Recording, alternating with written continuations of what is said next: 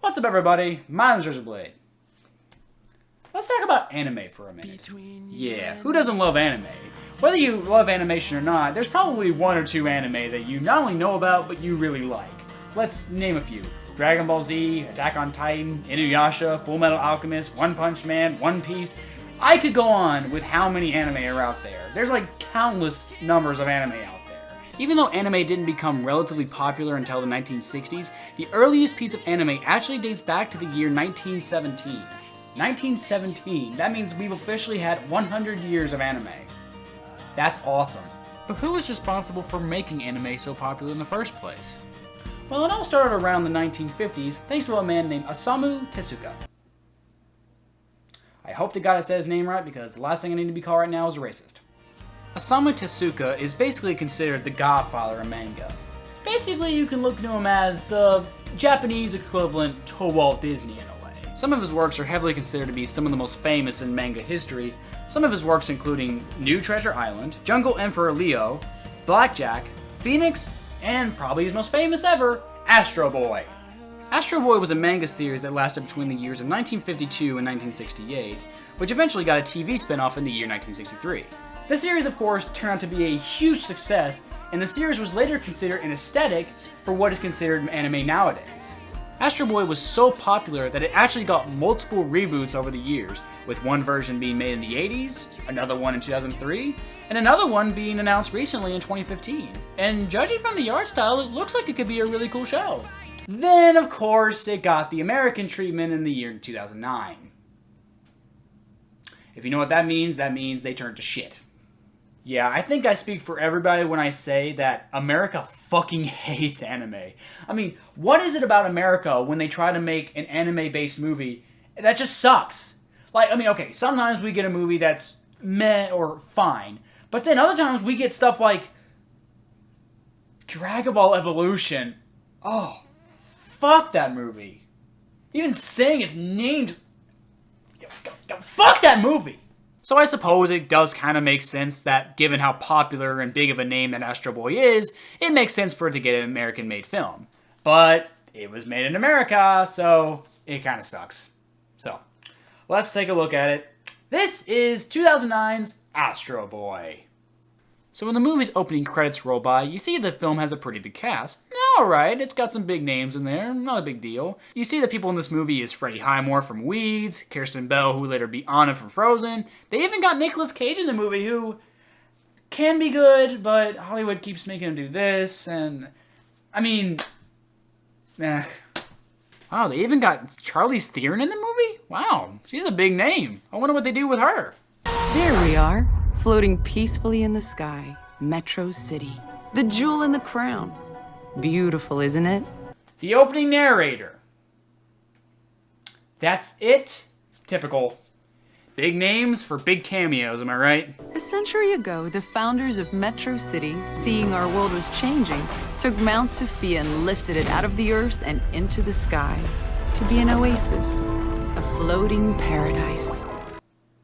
WALL-E. Yeah, that's straight up from WALL-E. This movie came out in 2009. Yeah, you guys you stole that from WALL-E, you assholes! The only thing they did different was instead of going to space, they just went to the sky. They basically half-assed it. We don't really know what happens these days on the strange and mysterious surface we left behind. But life in Metro City is better than ever. Jeez, it's almost like America when it comes to third world countries. Pfft, who cares about all the death and suffering going on over there? Over here, it's a party! Kind of. Almost. You know what? No, America sucks too, just for different reasons. Well, hopefully like WALL-E, at least the robots in the world are at least treated with some respect and some... Ah! Jesus Christ! Don't worry, folks. That street will get clean. Yeah, no, yuck it up. Yeah, let's clap for the murder that just happened before your eyes. It's so weird watching the first few minutes of this, how they talk about how amazing robots are, but then just to watch them get smashed to pieces right in front of them and just clapping away. Now look, I get it. The video is supposed to be kind of over the top and happy, like, oh yeah, Metro City, we're having a party up here, but this is the tone for the whole movie, and it feels very mismatched. So we soon find out that the guy responsible for all the robots is a man named Dr. Tenma, who's Astro's father. And I'm gonna give credit where credit's due. The animators did a fantastic job in making him look like the manga. The animation in this movie does a damn good job capturing the look of Astro Boy. You know, it's almost like that maybe anime should stay animated. And not brought to live action. Turn to shit. That's all I'm saying. It's ready for a pop quiz? What? No. Begin. His hair switched. What the fuck? His hair switched directions. Did you see it? It did it again! What? What? Toby, is there a problem? There's no problem. Hey, again? Maybe I spoke too soon about the animation. I mean, if you can't get something as simple as a direction where hair is fucking pointing, then maybe you shouldn't be working with animation at all. Hello, Master Toby. Did you have a good day? Too fast, darn. No, too late, movie. Too fucking late. I saw that shit. No, you put on a hat. Put a hat on him. No, you know what? Fuck you. Yeah, you know what? Fuck it. Fine. Fine. You're just gonna make him wear a hat? Fine, I'll fucking wear a hat. Fuck you guys. So we soon find out that Dr. Tenma is trying to work with the president to make a weapon called the Peacekeeper, but Toby decides to sneak in and see for himself. So you're interested in robots, son? Robot weapons? Absolutely. Though I'm sure you'll agree the latest D-Class interceptor underlying deployment to target system is quite old-fashioned. Nobody likes a smarty pants kid. Gee, sounds like something Donald Trump would say. Blue core energy. A fragment of a star millions of light years away that no longer even exists. This is now all that's left of it. Imagine cleaning up Earth's water. Imagine bringing back the forests. Imagine overcoming the effects of centuries of pollution. I love this guy's voice for some reason. Like, I don't know what it is. It's just that this guy can make anything sound super happy and whimsical if he wanted to. Suddenly, he sits up and tugs my panties off and throws them on the floor, pulling off his box of briefs. His erection springs free. Holy cow!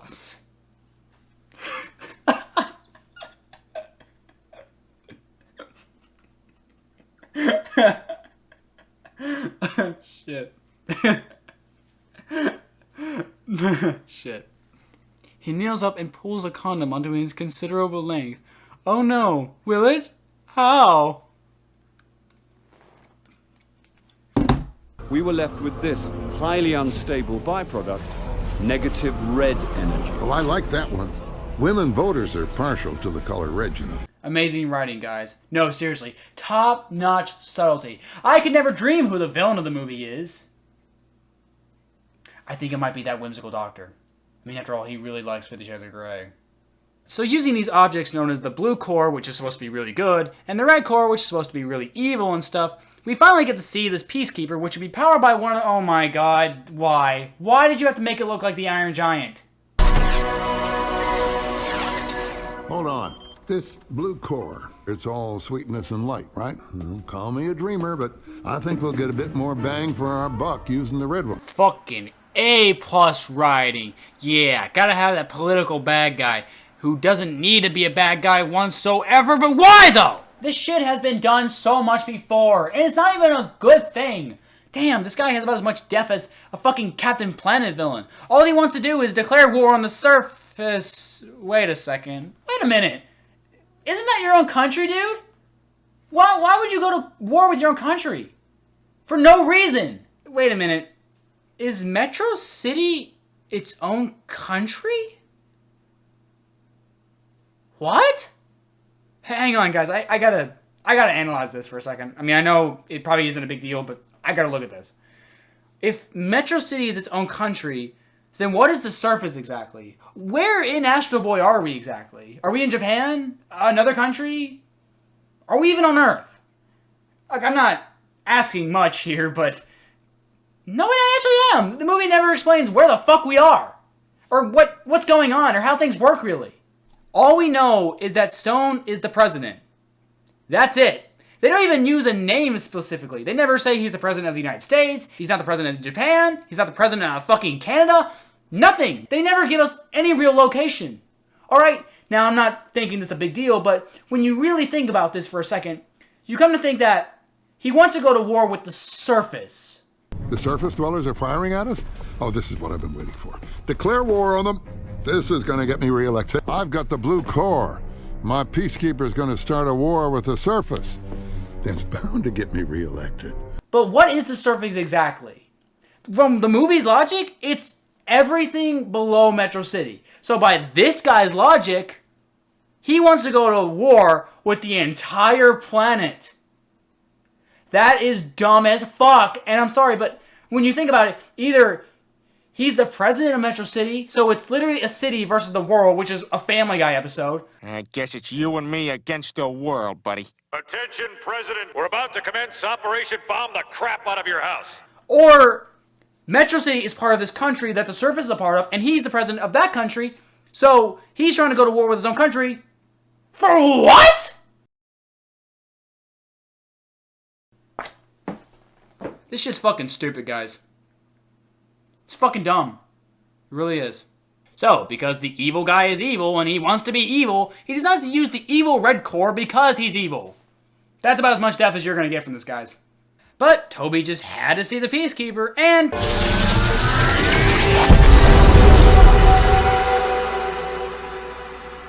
Toby!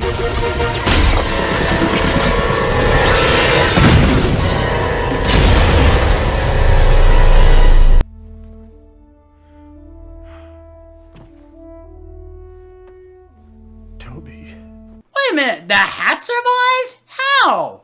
How did the hat survive out of everything on him? Like, okay, if you're gonna argue that only genetic material can be destroyed, then how are his shoes, pants, and shirt destroyed? Like, it doesn't make any sense.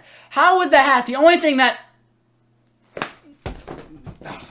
I'm done with the hats, guys.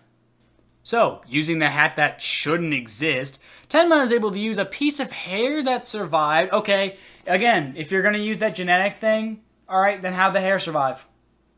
All I'm saying is this doesn't make any goddamn sense whatsoever.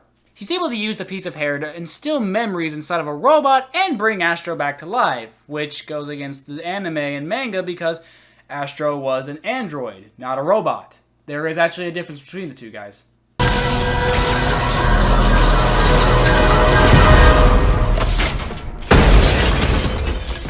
Well, he's busted. Guess we gotta start all over again.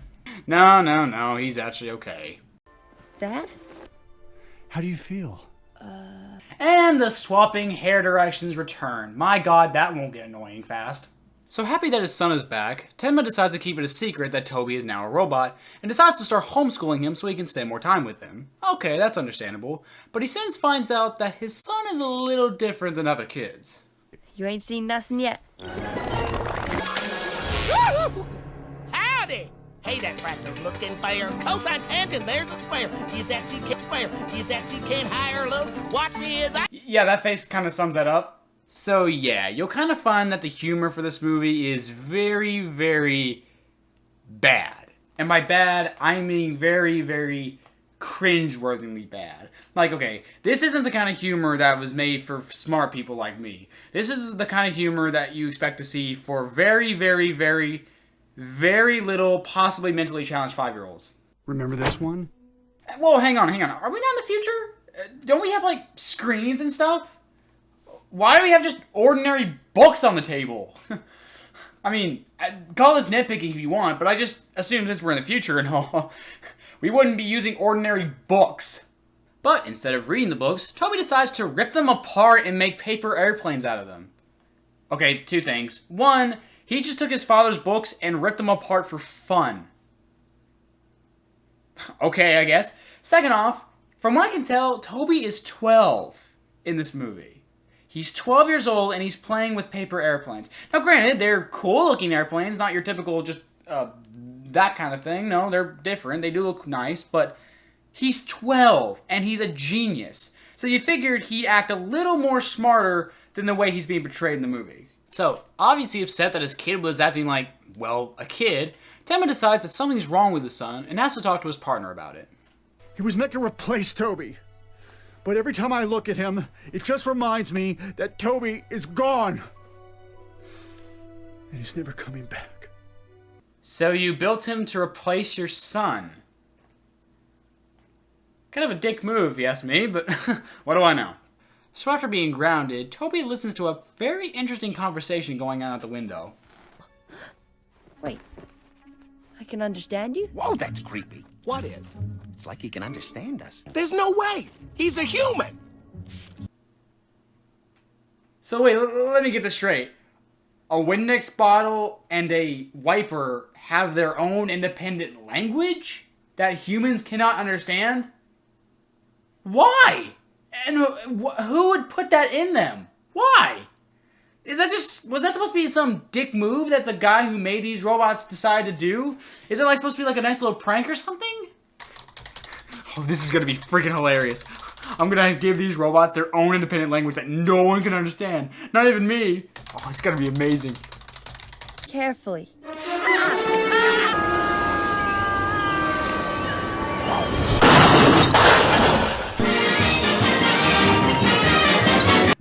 No, he actually magically discovers his powers. Wait, this steak is undercooked.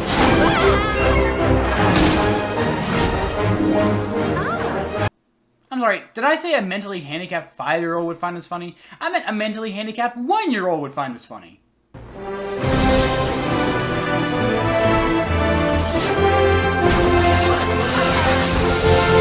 You know, when the movie's not fucking up his hair, the animation in the movie is really beautiful. And it definitely knows how to nail a good flying scene. There's even a scene where he punches through a mound, and I'm not gonna lie, it looks pretty hardcore.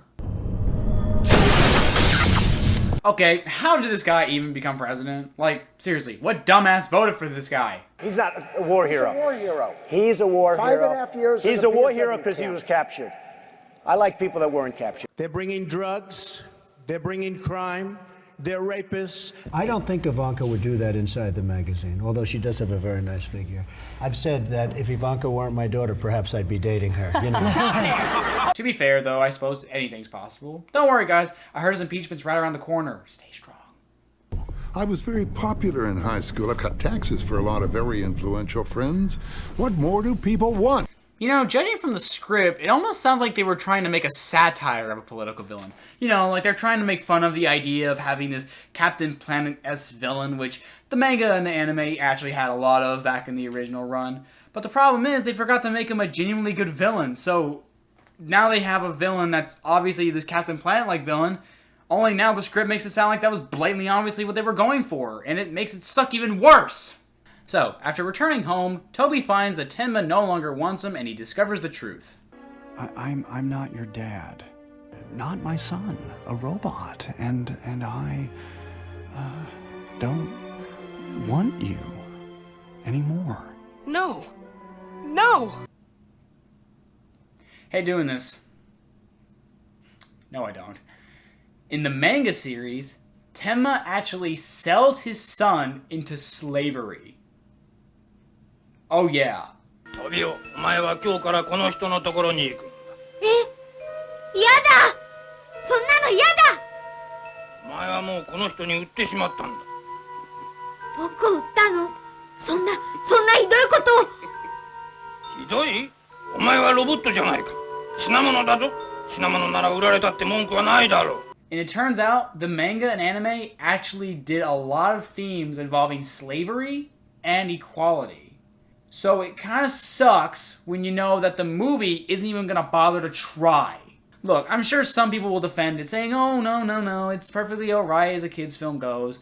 And fine, I'll give you this much. On its own, sure, the scene is alright. It works fine. It's okay, it's well-paced, it's emotionally effective, it's fine. But I still think it could have been a lot better if they stuck with the manga. If they actually had the balls to try and be the adult story that the original manga was. And not pander to 5-year-olds and treat the themes of stuff like slavery as a joke. As a joke! So, because Toby has been powered with the blue core, the banking clan shows up and tries to take him down. Why did I bring up the banking clan from Phantom Menace? Well, because this movie has Phantom Menace politics, obviously. So we get a chase scene between Toby and the military, and you know, I'm not gonna lie, it's actually a pretty decent chase, if you can stomach the terrible jokes that is. Ta-da! Oh my god! Did I say I mentally challenged 1-year-old? I meant a mentally challenged cat. Get down! Yeah, this guy's Trump. So after falling to the surface, Toby runs into a group of orphans who decide to invite him into their group. However, he's abducted by these guys. The Robot Revolutionary Front. I'm Sparks, the brains. And I'm Robotsky, the muscle. And I'm Mike the Fridge. I'm the fridge.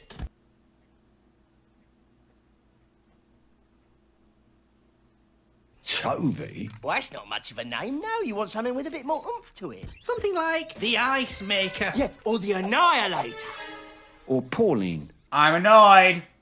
Yeah, these characters are really annoying. Is that a fucking Lennon poster in the background?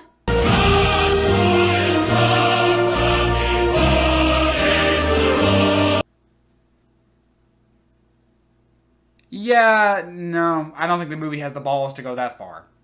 No. We need to make an example of Hammock. We want to do something so horrible, so frightening, so shocking, that the humans will be forced to free all robots. We are going to tickle him with a feather!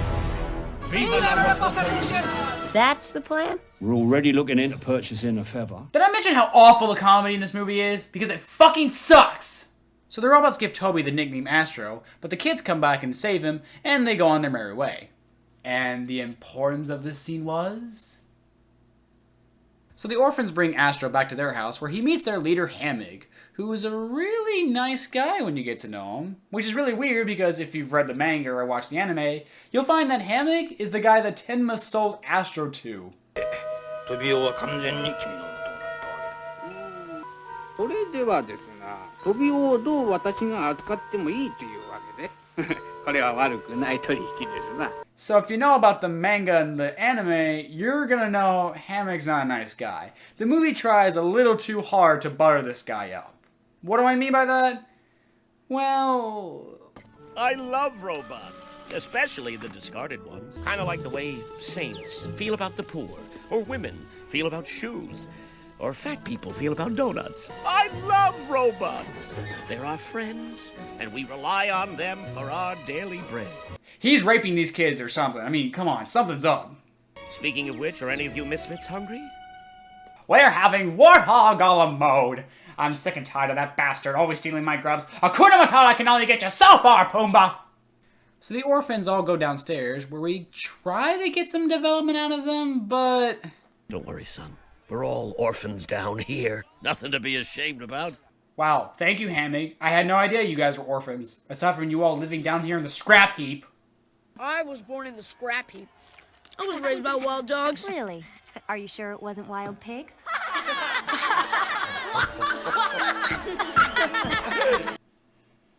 Did I say a mentally challenged cat? I meant a mentally challenged cockroach who's had his head cut off. Look, I get it's a dead horse at this point, but I'm just gonna make it blatantly clear. The comedy fucking sucks! So Astro and the others leave the next morning to try and find robot parts for Hammock so he can rebuild them and use them in something called the Hammock Games. Hey, what's the matter, boy?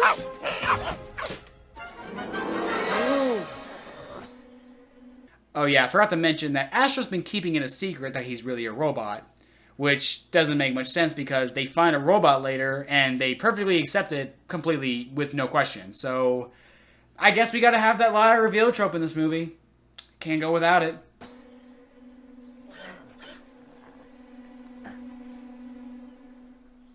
Almost makes me wish I could read. That is not funny! That is sad and depressing. God, I'm expecting some B-list celebrity to come from out of nowhere and start asking for donations to help you. So Astro finds a robot named Zog and uses the blue core to power him back up. Impressed by his size and girth, he decides to bring him back to Hammock where... Jesus, stop killing them off! The anime and manga treated robots like equal beings, but this movie loves treating them like they're fucking punching bags. Like they're fucking rodents that need to be fucking killed. Stop it! Holy cow! This thing's got enough juice to run a city. Well, what's that? Oh, nothing, son. Just another machine with a mind of its own. You know, Big Hero 6 made the same mistake. But you should know, Mr. Cray has cut corners and ignored sound science to get where he is. That's just not true. I wouldn't trust Craytech with your microbots. or anything else. Yeah, that scene gave it right away who the bad guy was in that movie. Why the fuck would Disney go with the obvious rich tycoon? Of course they're not going to go with the obvious rich tycoon because that's fucking stupid. Duh. So yeah, this scene kind of obviously gives it away that Hamming knows that Astro's a robot and is going to use him for an evil purpose later, alright? I know this may seem like nitpicking, and I know the source material and everything, but like, I can accept it if there wasn't a stupid scene like this that gives it away. That's all I'm saying. This scene gives it away, and now I'm fucking pissed. So after a montage of watching Astro and the kids work on Zog, we see later tonight where Astro goes outside to check on him and finds Cora messing with the phone for some reason. Sometimes I wonder if they've even noticed I'm gone. Who? My parents. Oh, now you're gonna develop this character? The character you introduced to us at the 35-minute mark? At the 55-minute mark, you're gonna start developing her? Are you fucking serious? It's already weird that you introduce these characters 35 minutes into your movie, but to start developing them at the 50-minute mark? Are you serious? Really? Come think of it, I don't know any of the characters that Astro's met so far. Who's that guy? He can't read. What else is there to him? What about those two? They're twins. Neat. Who's this girl? She's voiced by Anna from Frozen. That's all I know about her. Really, we're 55 minutes into this movie. It is way too late to start developing characters. You've already missed your chance. Everybody's got secrets. I wouldn't tell. You can trust me, Cora. I know. You're a good guy, Astro. Yeah, he is a good guy, isn't he? Heck, you can argue he's so good that he's boring. And that's Astro's biggest problem. He's too good. He's too nice. He's a fucking Mary Sue. There's nothing bad about him whatsoever. Nothing negative. Like, what's interesting about Astro? This is so weird to talk about because earlier in the movie, he was fine. I mean, nothing special, sure, but he was fine. He was a smart, talented kid who was overly curious and overly mischievous, which eventually led to him dying. But it's those negative choices he made that led to his death that made him somewhat interesting to watch. But name one thing in this movie that Astro chooses to do that has a negative impact on him or anyone else for that matter. Voluntarily, mind you, alright? Falling for the bad guy's twist ending later on doesn't count, because that's something anybody could have done. Astro doesn't do anything in this movie because he's boring as fuck! Ah. The hero's journey is supposed to be about watching the character grow, change, and develop over time. That's what makes good hero stories. That's what makes us want to root for them. Because they're like us. They're like real people who grow, who change, who develop over time. So when your main hero is as fucking dull as Astro, who doesn't change at all throughout the movie, well then guess what? You fucking failed at making your superhero film! Fuck this movie, it sucks! So the day has come for the Hamming games to start in. Hold it. Why are there Japanese words in the background? Look, I know this is based on a Japanese manga/anime, but we haven't seen anything like that throughout the entire film, so why are you throwing it in there now? Oh, and now there's some English there too. Movie, pick one or the other to just loosely throw in there. So Astro finds out the hard way that the robots in the Hamming games are going to be destroyed. And how does he figure this out?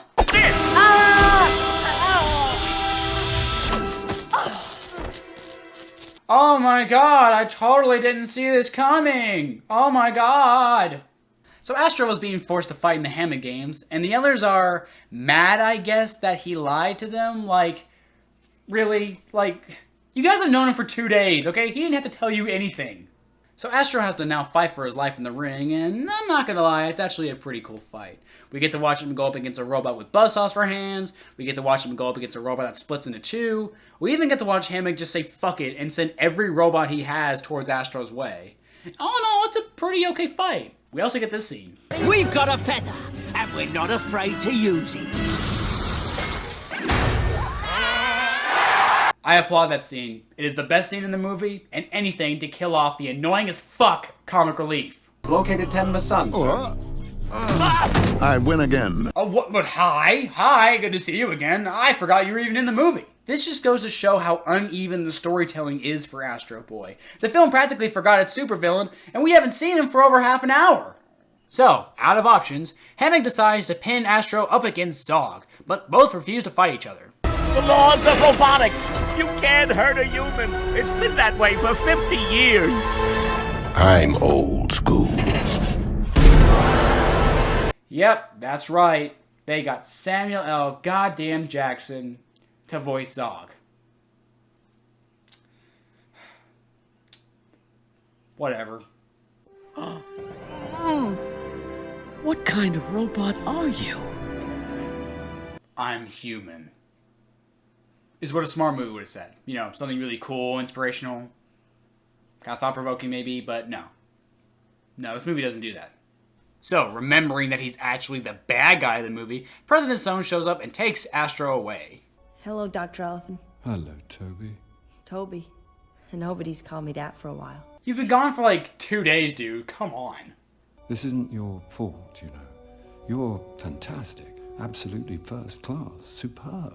Wonderful. Oh, you dirty bitch. Work the shaft. Excuse you? Oh, I'm sorry. I like to dirty talk when someone's sucking my dick. Yeah, you know, I tried to find my place in the world. I thought I'd found it. But I guess fitting in can be a lot more complicated than it seems, huh? Dear boy, if you only knew. His dad threw him out to the curb for being himself. He got thrown into a ring of killer robots trying to kill him just for being himself. I think he gets it, dude. So, Tenma takes the core out of Astro, but then he has a sudden change of heart? No. If you want the core, you're gonna have to kill me. You may not be Toby, but you're still my son. Dad! You know, the manga and anime knows how much of a shitty father Tenma is. Like, in the original anime, he was gone after the first episode. Like, after selling his son to slavery, like, the show knew, it's like, yeah, this guy's a bit of an asshole, so we're just gonna say fuck this guy and move on. The 2003 version made him a villain of the show. He was the main villain of the series. But this movie, it's a kid's film, and we gotta have a happy ending and all that good stuff. Despite the fact that Tenma kicked his son out on the street. Just for being himself. Or, well, in his words, he wasn't Toby. I'm sorry, but no. Fuck Tenma, he's an asshole. Fuck this forced happy ending bullshit, it can suck a dick. So, upset that he didn't get the blue core, President Stone decides to use the red core to try and steal it back. And did I mention how stupid that is?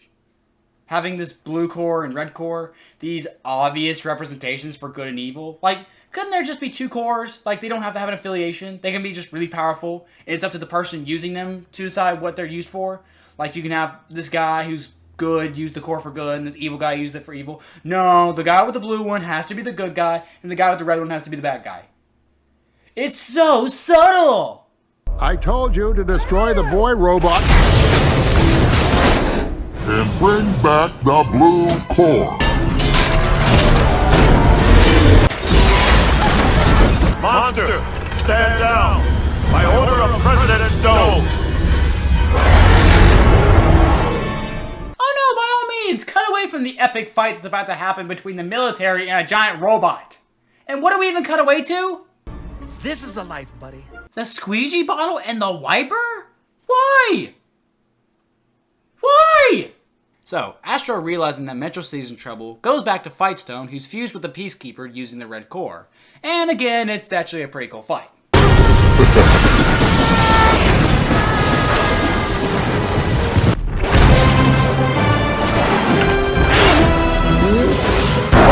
Oh man, that was awesome! I mean, sure, thousands probably perished, but it was so fucking awesome!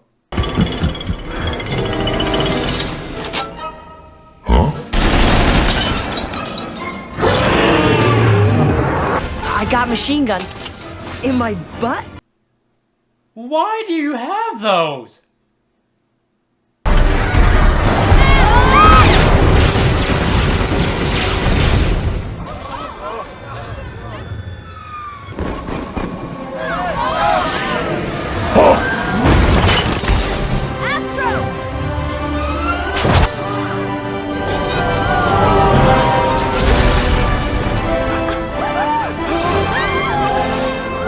Minute, he can lift the city by himself? Why is the fight still going on? Like, make like One Punch Man and just...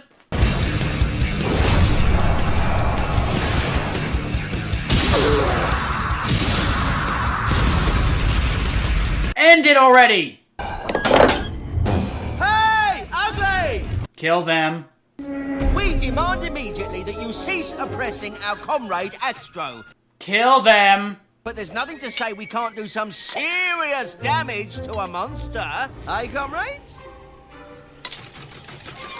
Kill them!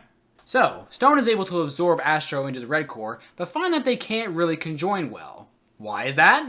Well, because, like a proper movie does, it showed us rather than told. If the Red and the Blue Core come together, well, you both die. You know what? I'm just gonna shut the fuck up. You know what? Why bother? This movie's gonna keep over-explaining itself for me. We have to go. This is it. I'm sorry, but this is who I am. You might as well call me Chloe from the new season of Fairly Odd Parents. I heard people call her a Mary Sue too. So, while sacrificing himself, Astro has a flashback of all the great people he met throughout his life. The robot he spent 2 minutes of screen time with, the scientist he spent 2 minutes of screen time with, the kids he spent 2 days with, and his dad who kicked him to the curb for being who he is. Such amazing, interesting, and lovable characters who I'll always keep in my heart forever. Not! Oh, nuts.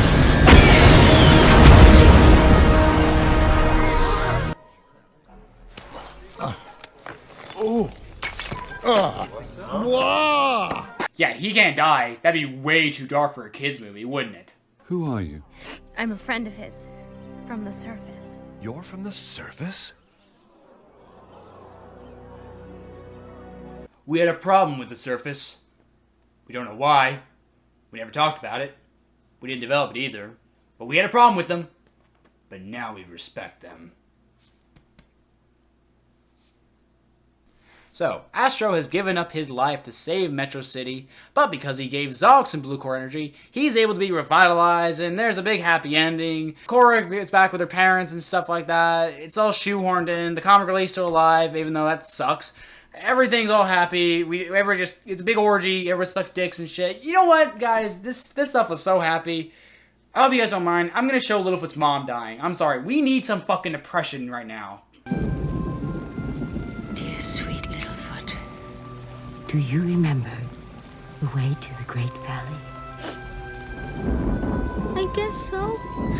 But why do I have to know? You're gonna be with me.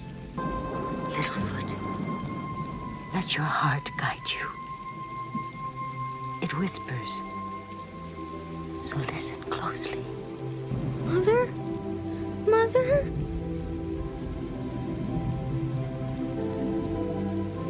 Yeah. That's good real sorrow right there. So that was the 2009 American-made animated-based anime adaptation of Astro Boy. And it's nothing but a big pile of scrap metal. The movie has some amazing animation for the most part, and the fight scenes are really enjoyable to watch too. But the reason why Astro Boy sucks is because it lacks immersion.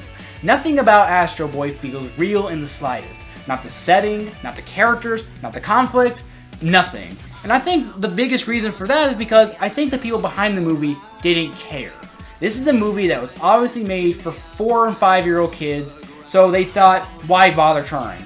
I mean, I'm not gonna act like the anime and manga are like super dark and gritty, like Death Note or anything like that. It was still a pretty simple kid's show, you know. There's a bad guy that wants to take over the world because evil, and Astro would come and stop him, that's fine. But when it talked about the mature stuff, it dealt with them like it was a mature thing to talk about. Slavery, equality, death even. It dealt with all these things in a mature manner. But this movie didn't even bother to try. This is a movie that was made to be as childish as possible. Insultingly childish in my opinion. Astro himself is a dull hunk of wood. He's a Mary Sue. He's too good. He's too boring. The villain is a laughable joke. I can't take anything he does or say seriously. The only time he's somewhat threatening in the movie is in the end when he becomes the giant robot. The rest of the characters are so bland and so forgettable that there's nothing. There really isn't anything to talk about. They're just nothing. Nothing at all. It's a mess, guys. Astro Boy is a fucking mess that didn't give a shit about anything it was talking about. Now, is this the worst American-made based anime adaptation I've ever seen? No. God, no. But it's still a piece of shit. And I highly recommend anybody who's a fan of the series and a fan of anime or animation in general to stay as far away as possible.